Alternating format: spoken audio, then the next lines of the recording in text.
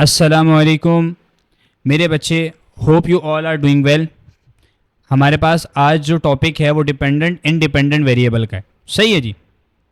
इससे पहले हमने इंट्रोडक्टरी लेक्चर देखा था डिफरेंशिएशन का, तो आज हमने इस टॉपिक को कवर करना है, वाइंड अप करना है इंशाल्लाह। ठीक है, whether you are in Sindh board, Punjab federal. और बेटे वीडियो के स्टार्ट में मैंने अपने सोशल प्लेटफॉर्म शेयर किए हैं, ठीक है, Instagram account, LinkedIn account, Facebook account, ठीक है, तो उनको गो थ्रू कर लें और उन प्लेटफॉर्म्स पे भी मेरे साथ कनेक्ट हो जाए। ठीक है, so let's start our topic. बेटे, डिपेंडेंट और इंडिपेंडेंट वेरिएबल की जो आसान तरीन डेफिनेशन है ना, वो मैंने कहाँ से उठाई है? वो सिंध बोर्ड से उठाई है। ठीक है, तो आपके पास डिपेंडेंट वेरिएबल क्या होता है? सबसे पहले तो ये चीज़ देख लें। देखें, डिपेंडेंट वेरिएबल आप किसे कहते हैं बेटे?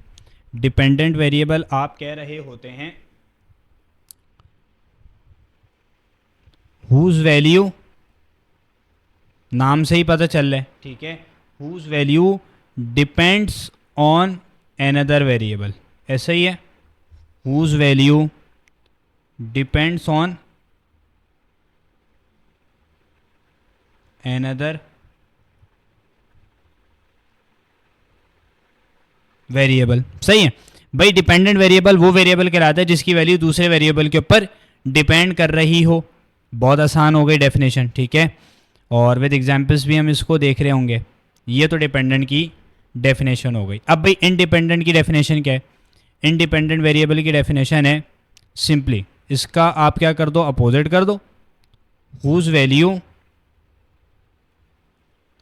आप इसकी वैल्यू क्या होगी? Whose value never depends on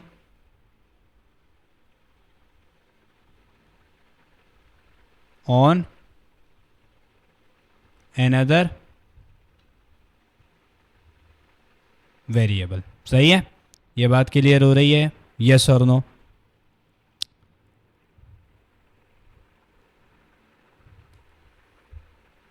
कि भाई डिपेंडेंट वेरिएबल वो वेरिएबल कहलाता है जिसकी वैल्यू दूसरे वेरिएबल के ऊपर डिपेंड कर रही हो। आया ना? ठीक है, depends on another variable.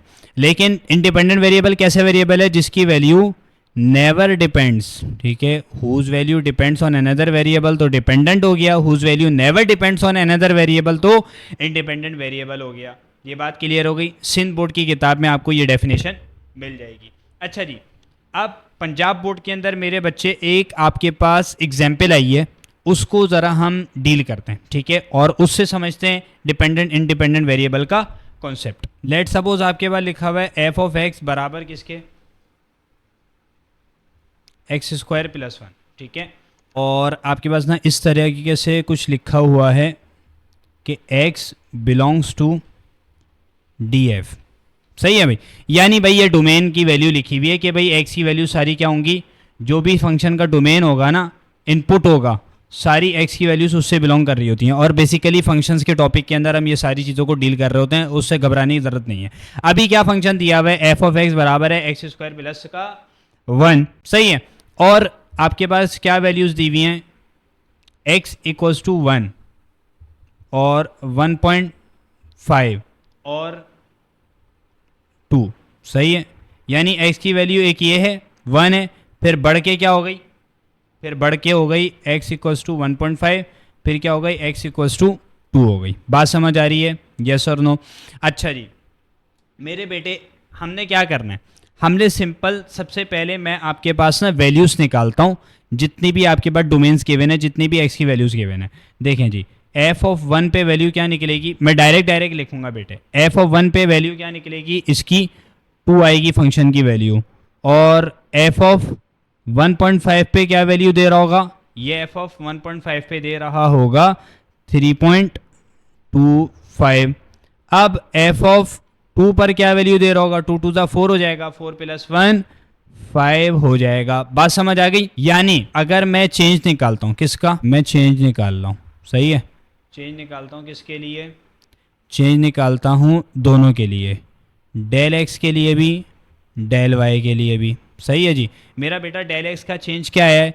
1 था, पहले एक्स की वैल्यू क्या थी? देखें ज़रा, पहले मेरे बच्चे एक्स की वैल्यू 1 थी, अब क्या हो गई? बढ़ के 1.5। तो भाई डेल एक्स की वैल्यू क्या है? कितना इंक्रीमेंट आया है। मेरा बेटा ये जो चेंज आया है ना, आप इसको क्या कह रहे होते हैं, इसको कह रहे होते हैं इंक्रीमेंट और डिक्रीमेंट। अगर वैल्यू बढ़ रही है तो इंक्रीमेंट आया है। देखो डिफरेंशिएशन के अंदर हम चेंज की बात तो करते हैं, लेकिन वो चेंज कैसा होता है हमेशा, मैं इंट्रोडक्टरी वीडियो के अंदर बता चुका हूं ये बात, वो चेंज बिल्कुल स्मॉल होता है, बहुत छोटा चेंज होता है, इसलिए हम क्या कह रहे हैं, उसको इंक्रीमेंट कह रहे हैं। और अगर वैल्यू डिक्रीज हो रही है तो इतनी ज्यादा डिक्रीज नहीं होती, बहुत छोटी वैल्यू के साथ डिक्रीज हो रहा होता है फंक्शन, तो हम क्या कह रहे होते हैं कि भाई ये डिक्रीमेंट है। बात समझ आ रही है? ठीक है, अच्छा जी। तो मेरे पास इंक्रीमेंट और डिक्रीमेंट का वर्ड मैं यूज कर रहा होऊंगा, ये टर्मिनोलॉजीज मैं यूज करूंगा। ठीक है, देखो भाई 1 था, 1.5 हो गया x, इसका मतलब कितना इंक्रीमेंट आया है ये फाइंड आउट करने को क्या कहते हैं, डेल्टा x। ठीक है, बात क्लियर हो रही, यस और नो? अच्छा जी, अब 1.5 माइनस 1, मेरे बच्चे क्या आंसर आएगा, 0.5, हाँ या ना? अब डेल्टा y क्या आया, यानी चेंज इन y क्या आ रहा है, 1.5 पर क्या वैल्यू मिली थी, 3.25, यस और नो? और आपके पास 1 वैल्यू, x की जब वैल्यू 1 थी तो क्या मिला था, y की वैल्यू क्या मिली, 2 मिली थी, तो मेरा बेटा आंसर क्या आएगा, 1.25, यस और नो? अब इन दोनों वैल्यू से क्या आइडिया मिल रहा है, देखो x की वैल्यू कितनी चेंज हुई, अगर मैं x में चेंज आए 0.5 का तो y में कितना चेंज आएगा, 1.25 का। बात क्लियर हो रही है? अगर x में चेंज आए 0.5 का तो y में कितना चेंज आएगा, 1.25 का चेंज आ रहा होगा। इट मींस मेरे बच्चे x की वैल्यू अगर मैं कम या ज्यादा करूंगा तो उसका असर किस पर पड़ेगा, उसका असर आपकी y वैल्यू के ऊपर पड़ रहा होगा। बात क्लियर हो रही, यस और नो? तो इस केस में मेरे बेटे आपके पास जो डिपेंडेंट वेरिएबल है वो कौन सा है, डिपेंडेंट वेरिएबल आपके पास ये है, देखो इसको मैं y भी लिख सकता हूँ, this is my dependent variable dv और this is my independent variable. बात क्लियर हो गई? ठीक है जी, आई होप मेरे बेटे आपको ये एग्जाम्पल क्लियर हो गई होगी। अब सिंध बोर्ड वालों की एक एग्जाम्पल है, f ऑफ x बराबर किसके, 3x प्लस का 4। ठीक है, अच्छा जी, ये आपके पास वैल्यू है। तो भाई अब मुझे खुद बताइए इसमें इंडिपेंडेंट वेरिएबल कौन सा है और डिपेंडेंट वेरिएबल कौन सा है। भाई x इज योर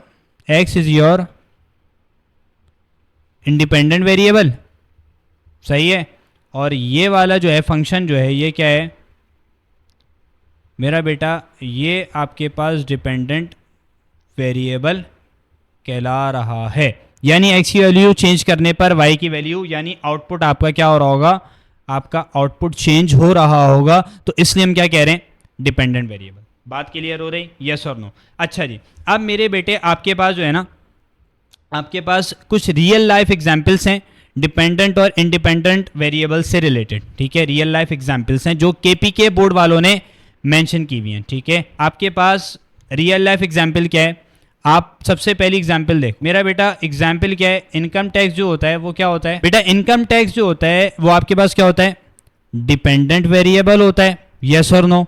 और इसके मुकाबले में जो आपकी अमाउंट ऑफ इनकम है, अमाउंट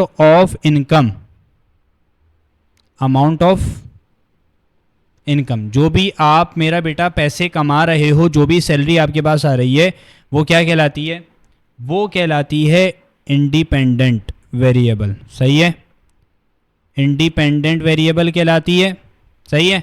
और इनकम टैक्स जो है वो डिपेंडेंट वेरिएबल है, यानी आपकी इनकम जितनी ज़्यादा होगी उतने ही उसके ऊपर आपको क्या देना पड़ेगा, उतना ही आपको इनकम टैक्स पे करना पड़ेगा। ठीक है, अच्छा, इसकी दूसरी एग्जाम्पल, जो बिजनेस कर रहा होता है उसको पता है कि प्रॉफिट मेरे पास कैसे बढ़ेगा, प्रॉफिट कैसे बढ़ेगा, एडवर्टाइजिंग के साथ। ठीक है, प्रॉफिट आपके पास किसी भी बिजनेस में कैसे बढ़ता है, जितनी उसकी एडवर्टाइजमेंट होगी। भाई प्रोडक्ट आपने कोई भी सेल करनी है तो उसकी एडवर्टाइजिंग जितनी अच्छी होगी